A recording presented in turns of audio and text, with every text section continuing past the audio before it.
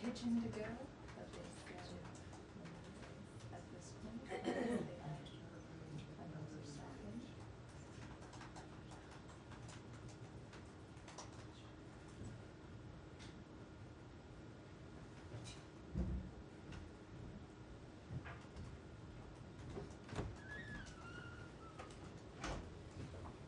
Good afternoon, everybody. Oh, wow. Courtney, good to see you. I don't have anything off the top, so Sean, you want to kick us off? Sure. Could we start in Syria? Yeah. I saw the secretary had a call today with the Czech foreign minister, the Czech Republic, Czechia. Of course, it's been historically the protecting power in recent years. Was there any discussion of that? And do you have any update on the presence, if any, of U.S. personnel? So we will have a readout of the secretary's call go out in due time. So I'm not going to get ahead of that process. Obviously, much of the secretary's engagements over the past many days, as it's related to the situation in Syria, have of course involved collaborating and talking with interlocutors and counterparts. I think we are not alone when we say that we want to see stability across the region. We want to make sure that nothing we see is consistent with escalation. But beyond that, I will let the readout of the call come out. To your broader question about any personnel, I don't have anything to announce at this time. We don't have any personnel on the ground in Damascus at the moment, and we're continuing to assess the situation and consider when might be the appropriate time for personnel to go into Syria beyond our concentrated presence in the Northeast. Sure. I can defer back, but let me just ask one more thing. There's been reports today of some deadly fighting in the north of Syria involving the pro-Turkish fighters and presumably with the Kurds, the Syrian Kurdish fighters. What's your assessment of where things stand now? I know Matt mentioned yesterday the extension of of one truce. Yeah. Manbij. How do things stand now, particularly in Kobani, and the idea of Turkey, of pro-Turkish fighters going to Kobani? So that's exactly right. I'll echo what Matt said yesterday, is that the ceasefire in Manbij has been extended and is holding. We're closely monitoring the situation around Kobani, and while the situation is fluid, we're not seeing large-scale fighting or large-scale incursions, and I'm not going to get into private diplomatic discussions, Sean, but we are working hard, as I said, to avoid escalation, especially in northern Syria. Most important to us is continuing to work with our local partners, the SDF, to carry out the shared de-ISIS mission. That's a top policy priority for this administration. We've made that pretty clear as soon as, and has been the case even before the Assad regime fall. And broadly, though, Sean, I don't want to operate in hypotheticals, and we're just going to continue to monitor what's happening in that region and take it from there. Can I pivot to you, Matt? Yeah, sorry, I was on the phone. I missed the very top. I You're good. assume that you started with Syria? Syria. And the secretary's call with the check? Yes, we'll have a formal readout later today. I did not. There was one. I will double check on that, but in answering Sean's question on the call, as I mentioned, talking about peace and stability across the region, and of course, making sure that there's nothing happen that we would view as escalatory has been a priority for us. It's been a priority for partners in the region, but I'm not going to get into more specifics of the call beyond that. Switch topics really briefly, Sure. because I don't think you'll have a lot to say about this, but Yeah. Senator Rubio is here today. So, good question, Matt. The Secretary Blinken, had an opportunity to sit down this morning with Senator Rubio. It was a good and constructive and substantive conversation. And as we said initially, when they first had the opportunity to speak on the phone, that we expected them to have an engagement at some point. This is consistent with that. And as we've long said, we continue to stand ready to help support a seamless transition come January 20th. Okay, but other than good, substantive, and I will not be offering any more adjectives beyond that. I'll leave it to you and your journalistic to fill in those blanks. It was obviously a private meeting. It was a good and substantive conversation, and do you we'll know leave it about at how that. long it was? I'm just not going to get into those kinds of levels of details. Well, it wasn't like 3 minutes, was it? It was not 3 minutes. It was not. It was a good chunk of time, and I will leave it at that. Sorry, say that again? What topics did they focus on? I'm just not going to get into the level of specifics. We have long said that we want to be as helpful as possible, and when it comes to a seamless transition, that continues to be the case. On the transition front, there's been other news, of course, as it's related to MOU signings and agency review team members. We're engaging appropriately where it sees fit. Courtney. Just a quick follow-up on that. Are any more, exactly what Frankie was asking, are any more meetings scheduled between Secretary Blinken and Senator Rubio? I don't have any meetings to preview. Can you say, Vinod, if it was at all Policy focused or more just broad tax of transition? I'm just not going to get it. It was a private meeting, Jenny. I know the secretary had been looking forward and eager to having this meeting with Senator Rubio, and I will just let the Trump transition team speak to any further details as it relates to their planning, both for the State Department and other foreign policy priorities. Was it one-on-one or was it? It was a one-on-one meeting. Yes. Go ahead. Thank you. 2 questions on Iran. Iraqi officials are saying that the U.S. demanded Iraq to dismantle armed groups backed by Iran in their country, reserving the use of force to fulfill this demand if the Iraqi government does not act. So we have long said that when it comes to our people, our personnel, or our service members, when they are in harm's way, particularly from malign groups that are operating within Iraq, we of course will take appropriate measures to protect our personnel and to protect our people. But beyond that, we also believe that there is of course a responsibility on the Iraqi government to do everything possible to bring such kind of actors to justice. This is nothing new and nothing different than what we've said previously. And the second one on the sanctions that was announced today. So my question is this, has this sanctions in general in the past 4 years levied by the Biden administration changed any of the behavior of the Islamic Republic, whether they were against the oil industry, UAVs, because we can see that with the UAV today, but Iran is sending missiles to Russia. So Let me say two things.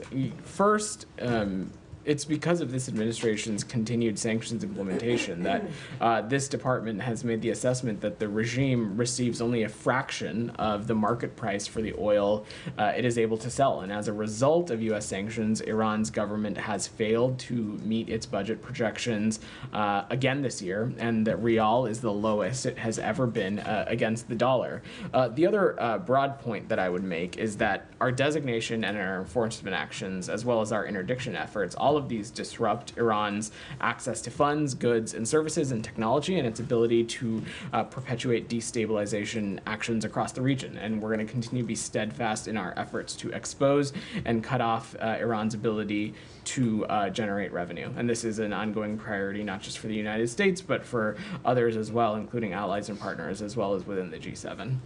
Janie, go ahead. Thank you, Vedant. Yeah. I have the questions and Ukraine and North Korea and China. Ukrainian President Zelensky announced that 200 North Korean soldiers were killed and wounded in the battle. Kim Jong-un ordered the North Korean press not to report the deaths of North Korean soldiers. Can Kim Jong-un's actions of blocking the North Korean people's right to know be considered a human rights violation? Are you talking about human rights violations in the DPRK specifically, Jenny? Look, the human rights concerns as it's related to the DPRK, that has been a concern of ours as it relates to the DPRK state for some time now. It is one of the reasons why we continue to be incredibly concerned about what we view as closening of relationships between the DPRK and Russia. I wouldn't point any further than the most recent, what we spent some time talking about from this podium as it relates to DPRK soldiers in Ukraine. And this is something that is going to continue to be of great concern to the United States, but other allies and partners as well. On China, China's espionage activities are ongoing, including the establishment of Confucius Institutes in U.S. universities, the operation of overseas undercover police stations, and hacking training institutes. What measures is the United States taking, and are there any results? So I'm certainly not going to get into results, and I certainly wouldn't speak to something like this in specificity, but of course we're aware of these kinds of reports, and we're certainly aware of the lines of efforts that have been undertaken by the PRC to conduct what we would view as things that would be consistent with transnational repression as it relates to its own people overseas. And our view is that any country abroad should be obeying and obliging with the local law enforcement and local laws. But beyond that, I'm just not going to get into that specifically. Alex, go ahead. Thank you. A couple of topics. Can you speak to your thinking behind reimposing Nord Stream 2 sanctions today? The timing of it, and are those, some of them are ones that you have lifted, if I'm not mistaken. So, Alex, it's a little bit more technical than that. So today the department is imposing sanctions on a number of entities that had been previously sanctioned pursuant to the Protecting Europe's Energy Security Act, as amended, for the involvement in the construction of the Nord Stream 2 pipeline, as well as several new owners of vessels previously blocked pursuant to PISA. So really, Alex, this is a redesignation, if you will. And the reason is that we continue to maintain our longstanding opposition to Nord Stream 2 as a Russian geopolitical project and an effort to revive it. We're going to continue to work and ensure that Russia is never able to weaponize its energy resources and its energy positioning for political gain again. Have you guys coordinated this one with the transition team? So I'm sure we're talking a great deal with the transition team about the various policies and endeavors. But again, let's not forget that there is one Secretary of State at the time, there's one President at the time, and after 12 o'clock on January 20th, the next administration can speak to its viewpoints on a range of issues, including sanctions on Nord Stream 2. Thank you. I'll Yeah. move to the South Caucasus. Sure. As you know, Matt from the podium signaled that your plans to impose sanctions on Georgian Dream officials. The narrative that we keep hearing from Tbilisi is that at this point, any sanction will be pointless because you guys are leaving and they can just have a leeway if they can just wait you out. What is your response to that? Well, Alex, my viewpoint is that it is a 4 to 5 weeks is a long time. A lot can happen in 4 to 5 weeks. There's still quite a bit of runway left in this administration, and what this is about ultimately is the fact that we stand in solidarity with the Georgian people and their Euro-Atlantic aspirations. And as Secretary Blinken previously said, we are preparing additional actions, including sanctions, to hold those to account for what we would view as undermining democracy in Georgia. Saeed's had his hand patiently. I'll try to come back to you. Go ahead, Saeed. Yeah. Thank you, Bidan. Yeah. I want to ask about Gaza, but I have a quick question on Syria. Sure. I mean, why is all these attacks by Israel and basically coming so close to Damascus? And in fact, they struck Tartus the other day with a bomb that measured 3-point-something on the Richter scale. So why doesn't that raise an alarm? Why is it okay for Israel to keep doing what it's doing, occupy more land? So if you're talking about, are you talking about something specific, Saeed? Are you talking I'm talking about what Israel is doing every day. They have occupied more territory every day. They send in their tanks. Now they are in Daraa. They are, very close to Damascus. As a matter of fact, they struck the city of Tartus for no reason. For instance, a bomb that, like I said, measured something like 3-point-something on the Richter scale. Ultimately, Saeed, what we want to see is lasting stability between Israel and Syria. Israel has said that these kinds of actions and the limited defense of its borders are temporary, and no nation, certainly not even the United States, could tolerate terrorists and other armed militia groups becoming embedded right on their doorsteps. And so Israel, of course, as we've long said, has every right to its self-defense and its security, but what we are hoping for and what we're continuing to engage on is support for the critical mandate of the UN Disengagement Observer Force to uphold stability in the region, and that's something we'll continue to focus on. So these attacks on Syria are in self-defense? I will let the IDF speak to its own operations site. I'm not going to opine on those from here. Let me ask you about Gaza. Yeah. The Israeli defense minister said that they will continue to occupy Gaza after the war. Do you have any comment on that? Or do you still expect the Israelis to pull out of Gaza once the war is over? Well, Saeed, it's important to take a little bit of a step back. First, in terms of discussing the outcomes of a potential deal that are still being negotiated, I'm not going to get into that. In general, what ultimately at the crux of this, at the crux of of getting a ceasefire in Gaza, what we're talking about is a deal that would be implemented in phases, and we're all currently focused on trying to get to that first phase, which is about hostages being released, a temporary ceasefire, and a surge in humanitarian assistance. Of course, future phases would have details as it relates to security arrangements inside Gaza, IDF withdrawal, and what the positions and numbers and all those specific details look like. However, as you've heard me say before, Saeed, that a long-term occupation of Gaza by Israeli military forces, IDF or otherwise, would be inconsistent with the principles that Secretary Blinken laid out in Tokyo about a year ago, which is something both myself, Matt, the Secretary himself, have been clear about from the very beginning, directly with counterparts in the region. Has there ever been any Israeli occupation of Palestinian territories that is not long-term? Saeed, I'm just not going to... I appreciate your question. What your question was about this comment that was made as it relates to Gaza. We want to see a ceasefire deal first. We're working tirelessly to get that across the finish line. I cannot predict what these phases may look like from here. But again, I will just stress that a long-term occupation of Gaza is inconsistent with the Tokyo principles that we have continued to view as North Stars when we talk about our hope for the region. A couple more questions. Yeah. Now, can you update us on the status of the negotiations? We know that the director of the CIA, for instance, traveled to Qatar, I believe. Others, there's a lot of movement. Do you have any kind of feel for what's going on and what are we likely to hear? Because there's also assessment that you guys are frustrated somewhat. I'm not going to get into these kinds of details, Said. We're working intensely to bring a ceasefire to the finish line so that, in our view, Palestinians and Israelis can live securely and perhaps most importantly, the hostages are returned home. We think a deal is both urgent. We think a deal is possible. I don't have anything new to announce, but we are certainly hopeful that the parties can come to an agreement soon. This is something that we know quite strongly, that this is something that the majority of the world wants to see. They want to see this conflict come to an end, and we share that sentiment. And so we're working tirelessly to play our part in helping bring that about.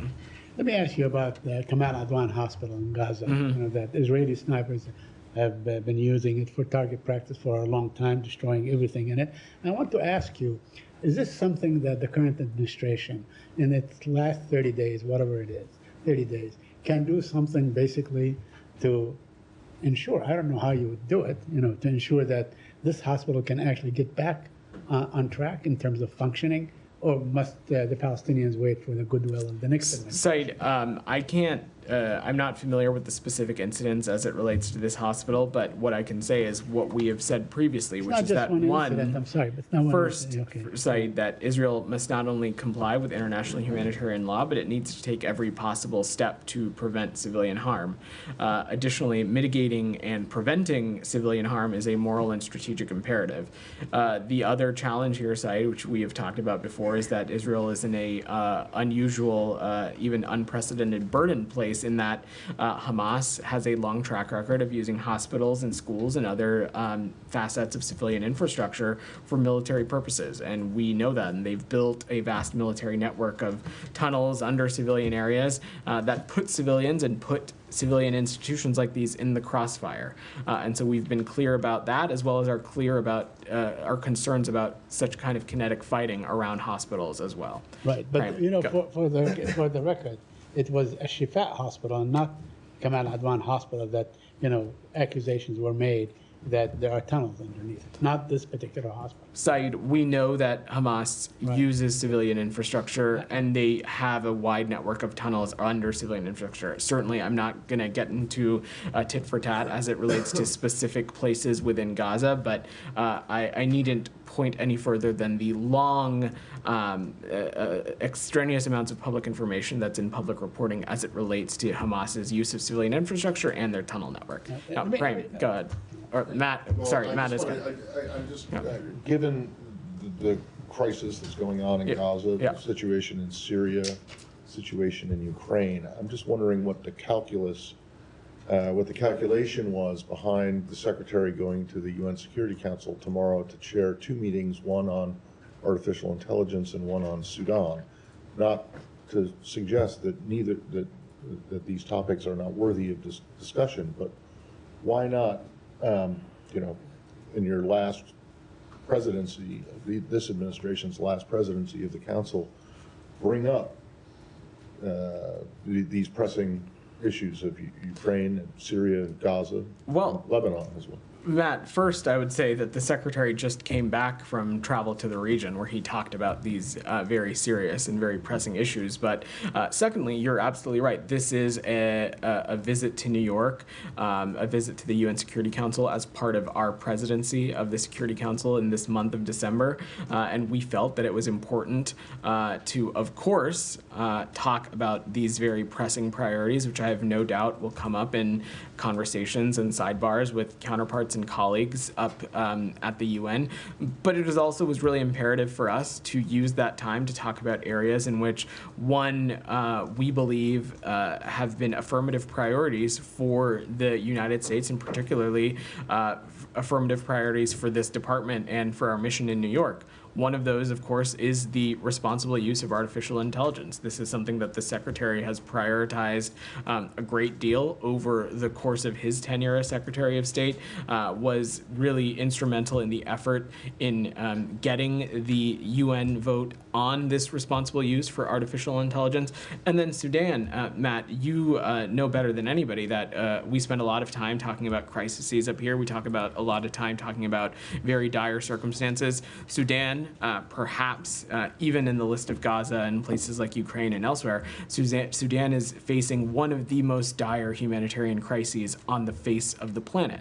And so anything we can do to continue to work with partners at the UN and otherwise to shed light on that, figure out what ways we can continue to unearth and solidify humanitarian corridors and continue to push for a political solution, that's absolutely a priority for ours, and we'll be continue to use ways to elevate that. That's not to say Syria, Gaza, Lebanon, Ukraine will not come up. I am sure that they are. And as someone who travels with the Secretary regularly, Matt, you know how much of his time he spends on all of these things. And Yeah, but I just want to know, I mean, is it incorrect, is the assessment that is out there, that some people have made, that Russia and China will veto anything that you attempt to do on Ukraine in the Security Council, and inside the Security Council, you are an island of one when it comes to Gaza resolutions. So So was the calculation that it would be basically a waste of time? This was not a calculation, Matt. This was about using our presidency and using the Secretary's hallmark day for the presidency, when we often, you've covered a lot of secretaries,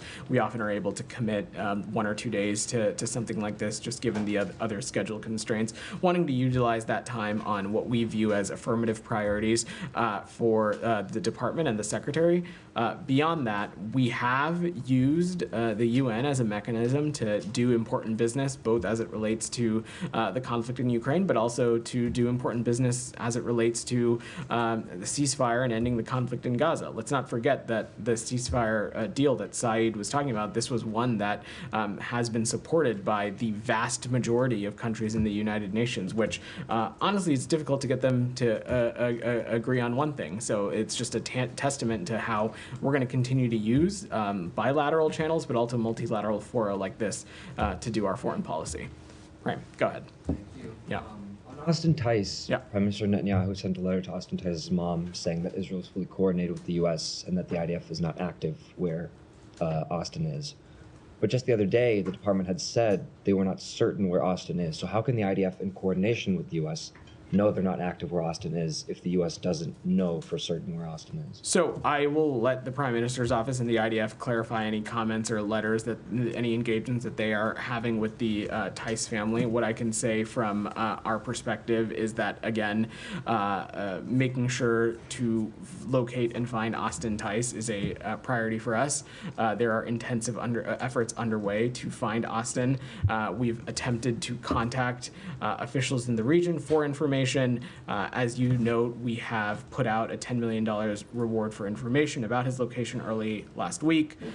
These kinds of lines of efforts are ongoing. I'm just not gonna, I don't have any perspective to offer on what engagements the family may or may not have had with the Prime Minister's office. But so you don't also know, for instance, which U.S. authorities Netanyahu's talking about that he's in coordination with Austin? You should reach out to the Prime Minister's office to clarify his comments. I'm not a spokesperson for him, which I know is sometimes frustrating for you all. Well, just citing because he mentioned U.S. authorities, that's all. Okay. Don't have any other perspective to offer. Okay, on Israel's strikes in Syria, as you just mentioned, Yeah. a justification for this has been that Israel's doing this with the vacuum of power, the possible instability, that fears of potential terror threats. How does more bombing, especially one after the fall of Assad, and one that has bombing that registers, as Saeed says, on the Richter scale, contribute at all to stability or peace? So we have long said and long believed, first let's take a step back. Both before the Assad regime and afterwards, malign, destabilizing actors continue to operate in the region and have presence. I'm not a military tactician and certainly not going to get into the details of that. Perhaps colleagues of the Pentagon can do so, but there are malign proxy groups that operate in the region that are hostile to a variety of countries, including, of course, Israel. And so Israel has every right to defend itself. Israel has every right to its security. And as it relates to build up around the border, particularly, as you heard me say, it's our view and our understanding that these operations are limited. But beyond that, I will let the IDF speak to its own operations. We are continuing to remain focused on doing everything we can to maintain stability across the region. We're in constant contact with relevant regional partners and others. We know that this is a shared priority for a number of us. And to clarify, in response to Said's question, he asked if this was an exercise of Israel defending itself, and you sort of deferred to that question. But here you said that Israel has the right to defend itself. It certainly So has the right to defend itself broadly. I just don't have enough information as it relates to this particular incident to offer context on the operation, which again, not a spokesperson for the IDF, which I'm sure they'd be happy to answer your questions. Okay, and then you say that these attacks are temporary, and you refer to these groups. Do you know what Israel's strategic objective is with regards to these attacks? And I know that you've said you're not the spokesperson for them, but the U.S. is providing military aid to Israel, and so these questions do seem relevant. The country Again, I will leave it to Israel to speak to their military operations. Jenny, go ahead. Any updates on engagement with HTS? Has that been regular? When was the last time there was any U.S.? I don't have any updates on that, Jenny, beyond what Matt briefed earlier in this week, in that there have been engagements and communications, but I'm not in a place to get more specific beyond that. And at what has that been at the level of Jelani or lower? I'm just not going to get into that level of specificity. Sean, go ahead. Can I change topic? Yeah. A few things, perhaps briefly, Sure. perhaps not. The Chagos Islands in Mauritius. The new Prime Minister of Mauritius says that they're going to revisit the agreement with the UK on control, on sovereignty over the Chagos Islands. Of course, this affects the United States insofar as Diego Garcia, the military bases there. In the UK, Nigel Farage was saying that one factor here is U.S. disquiet. I presume he's meaning about the incoming administration and not the outgoing one. But do you have any comment on whether the U.S. is comfortable with the deal as it stands? Does it think it should go ahead rather than be renegotiated? So, Sean, that's a great question. Secretary Blinken addressed this, I think, in October, and he said that we welcome the historic agreement between Mauritius and the UK on the status of Chagos. We've strongly supported negotiations between the two countries over the past couple of years, and we're pleased to see that this come to fruition through a diplomatic effort, and I will let both Mauritius and the UK speak to any other comments about the process and the current status and how they're thinking about timelines. Okay, but as far as you're concerned, as far as the U.S. is concerned now, you're comfortable with the deal? We continue to be supportive of this, and we are, again, pleased about the diplomatic outcome, but on timelines, on implementation, on those kinds of specifics, I'd defer to the two parties to speak to it. Two separate ones. Yeah. Do you have any update on Vanuatu? I know you had the statement yesterday, but do you have any update on the embassy operations, on potential U.S. assistance? So we stand ready to provide support in coordination with Australia and New Zealand and other partners in the region. We're continuing to monitor the situation, including from our embassy in Port Moresby, where the ambassador is accredited to Vanuatu in residence. My understanding is that embassy operations continue to be operating from Port Moresby, but I'm happy to see if we have a specific update on operations or anything like that. The ambassador is set to travel to Vanuatu later this week as well. Is set to from travel? Papua New Guinea to Vanuatu. Okay. Yes, correct. And just a final thing, completely different. Ghana, Yeah. the anti-LGBTQ law, the Supreme Court essentially paved the way for it. So awaiting the signature of the president, but of course they had an election and a new president's coming. Has the U.S. had any communication? Does it have any message in terms of whether it wants the president to? Presumably the U.S. opposes it, but has the U.S. been communicating on its position? So we've previously stated our concerns about this bill, and we remain in close contact with Ghanaian government officials and with the incoming administration of President-elect Mahama across a range of issues. We take note of the announced ruling dismissing the two challenges of legislation. And ultimately, Sean, our primary concern is the safety and well-being of vulnerable populations and individuals. Nobody should be targeted, threatened, harmed, or marginalized on who they are. Just about a point. Can you just say that the U.S. wants it to be stopped? This law. Oh, look, I'm not gonna. I don't have anything further to say beyond what I offered. Boyle, go ahead. Thank you, sir. Two questions, please. Last meeting between Secretary Blinken and India's Foreign Minister, Mr. Jaishankar, took place in end of November in Italy at the G7. So what was the basic discussions between the two leaders, the future of U.S.-India relations from this building, and also if they had discussion as far as visas, backlogs are concerned, and situation in Bangladesh as far as atrocities against the Hindus there? So we have, of course, a wide range of issues, and we have a close partnership with our counterparts in India. Of course, a range of those are security issues, trade issues, of course, consular issues as well, including visas. We read out that meeting with External Affairs Minister Jaishankar. I don't have any other details to offer beyond just saying that over the course of our time in the Biden administration, India has been a key partner in the Indo-Pacific on a number of shared issues, and we continue to look forward to working with them in our time in this administration. And second one, sir, why I brought this Bangladesh issue, because thousands and thousands of Hindus are demonstrating around the U.S. and also in Washington, D.C. recently last week, and in India and also in Bangladesh. Atrocities have been committed against the Hindus in Bangladesh. Even Bangladeshis came from all over the U.S. in Washington to demonstrate, asking the State Department, Secretary Blinken, of course, he's very famous in India, that to intervene. At the same time, they are calling now that it's not that atrocities against the Hindus, but also against minorities, and they are calling on the International Criminal Court, ICC, or the United Nations, and of course, U.S. to intervene and bring those to justice, including the interim Prime Minister Mohammed Yunus, against those. What is happening? What message the Secretary have for those who are really relying on the United States? So this is an area of course, vital importance to us. Anywhere around the country, we want to make sure first that protests are taking place peacefully, that the basic human rights and human dignities of all people are being respected, and that is something that we will continue to stress with counterparts and partners around the world, including in the case of Bangladesh, of course, the interim government as well. In the back, go ahead. Thank you, sir. Thank you. In the brown jacket, yeah. Yeah. You. Excuse me. Today in Egypt, Dr. Yahya al-Qazzaz, who was arrested for criticizing Mr. Abdel Fattah al-Sisi, passed away in their custody. And many organizations, international human rights organizations, they stated that the political arresting is still going in Egypt.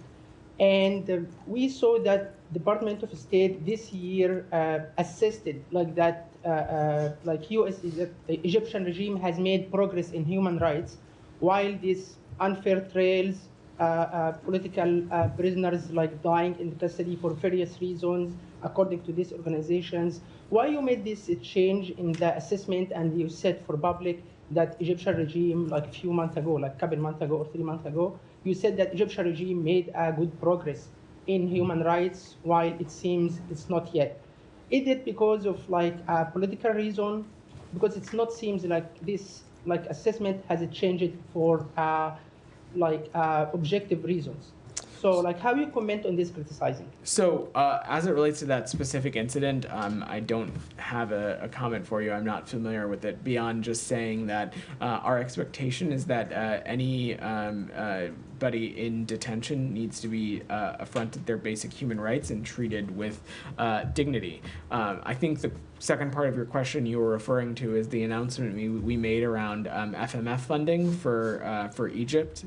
Is that correct? Not specifically about funding, but you said in this statement that Egypt made a progress. Which it has. Made a progress for human rights. Why we also said we also said in that same time period that of course there continues to be work in progress that needs to be done, and we continue to stand by that as well. But the FMF funding, there are designations and authorities that the Secretary of State has to offer waivers based on national security interest, and of course the Secretary made the determination that it was the United States national security interest in some areas, and then in some other areas we have seen that our partners in Egypt had made progress. I'm happy to get some specific language for you and share the breakdown of how we talked about it. That was from a couple weeks ago. Second question in Syria, Yeah. like last question in Syria, United Europe and European partner, it seems like they're going to removing some sanction because of certain sectors for reconstructing Syria. Will USA is going to consider certain sectors like healthcare, like housing, like something areas for removing some sanctions that may be helping or accelerate the idea of rebuilding, reconstructing Syria, or you are going to keep all sanctions in Syria until further notice? So I just don't have any news to announce or policies to share. As you heard Matt say earlier in this week, when it comes to the designation of groups or sanctions that may or may not remain in place, what we are looking at and what we are keeping an eye out on is actions that we see the regime take. And so that's what we'll continue to remain focused on. But I'm not going to opine any further beyond that. In the red, in the back, yeah. Just moving back to Gaza for a really quick sec. Yeah. The BBC reported yesterday that citing a Palestinian source that Israel stopped air and drone operations over the Gaza Strip, or at least parts of it, for 6 hours on December 7th to allow Hamas to assess the condition and the whereabouts of hostages across the region, including U.S. hostages. Can you confirm that? And have you received any updates from Hamas through mediators recently pertaining to the status of U.S. hostages in Hamas? So to the first part of your question, I will let our partners in Israel and the IDF speak to any of their operational details, and that would certainly fall into the bucket of that. Secondly, I don't have anything to get into from up here as it relates to hostages beyond just saying that we are working tirelessly to do everything we can to get a ceasefire deal, and of course a key integral pillar of that is making sure that the remaining hostages can be returned home, and we're going to work tirelessly as it relates to that. In the blue, go ahead. Yeah. Thanks. So Bangladesh government has announced it will go for elections probably end of 2025 or early 2026. Yep. What's the U.S. position on that? So we welcome steps that have been taken by this interim government of Bangladesh to prepare for elections that ultimately will allow the Bangladeshi people to choose their own government representatives. This is something that we're going to continue to monitor regarding the timing, and of course we're going to encourage the respect of the rule of law over the course of this whole process, as well as the respect for democratic principles should a transition come to fruition. And as we would throughout the world, we would advocate for free and fair elections conducted in a peaceful manner. Thanks. A follow-up question. Yeah, go ahead. So the New York Times has published a finding of an inquiry commission in Bangladesh that was investigating the issues of enforced disappearances. The commission report is finding involvement of a former prime minister. The U.S. previously imposed sanctions on the people involved in enforced disappearances. Do you have a comment on that? So we have been deeply troubled by the reports that hundreds of Bangladeshis were forcibly disappeared over the past 2 decades. Enforced disappearance is an egregious human rights violation that inflicts the trauma of indeterminate detention or disappearance on its victims. It also inflicts the trauma of uncertainty on the families. We welcome efforts by the interim government to investigate these crimes and encourage fair and transparent processes to provide justice for the victims and their family members. All right, thanks everybody.